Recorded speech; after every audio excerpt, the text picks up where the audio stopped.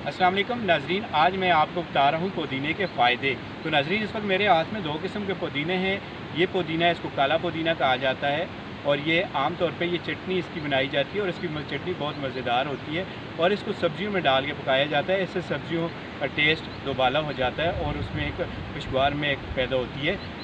तो ये इससे आप का जो अगर आप इसको वैसे अगर इसके पत्ते को चबा के खाया जाए तो इससे आपको एक खुशगवार महक का आपको एहसास होगा, आपकी सांस को में एक खुशगवार महक का एहसास पैदा होता है। और ये दूसरा जो है, इसको सफ़ेद पुदीना कहा जाता है। ये ज़्यादातर दवाइयों के तौर पर इस्तेमाल किया जाता है। आपने म्यूकेन दवाई देखी होगी और बहुत सारी इस तरह की स्टमक की जितनी भी जो है मेडिसन है तो उसमें इसका इस्तेमाल किया जाता है, ये सफ़ेद पुदीने का।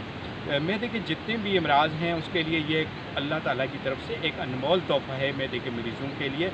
अगर आपको स्टमक प्रॉब्लम कोई भी है, आपको हार्ट बर्निंग है, दर्द है या हत्ता कि अल्सर को भी ये हील करता है, तो ये स्टमक के मरीज़ों के लिए अल्लाह की तरफ से एक बहुत बेहतरीन तोहफ़ा है। इसका ज़रूर इस्तेमाल किया जाना चाहिए स्टमक के मरीज़ों के लिए।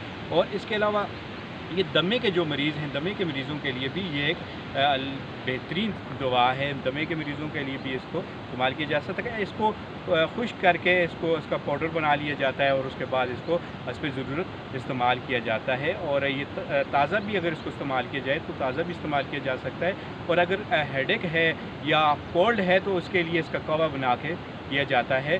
तो ये इस तरह बहुत सारी बीमारियों के लिए एक मुफीद चीज़ है। ये जड़ी बूटी है, लेकिन ये अल्लाह ताला की एक नायाब और अनमोल तोहफ़ा है इंसान के लिए।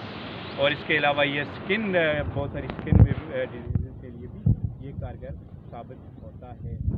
तो नाज़रीन, इसका इस्तेमाल ज़रूर कीजिए अपने खानों में और अपनी डेली लाइफ में इसका इस्तेमाल करें, ताकि आप जो मार्केट से महंगी किस्म की दवाएँ हैं उससे बच सकें। और ख़ासकर जो स्टमक के मरीज़ हैं वो इसको इस्तेमाल ज़रूर करें और अल्लाह ताला के इस जो नेमत है इससे भरपूर फ़ायदा उठाएँ।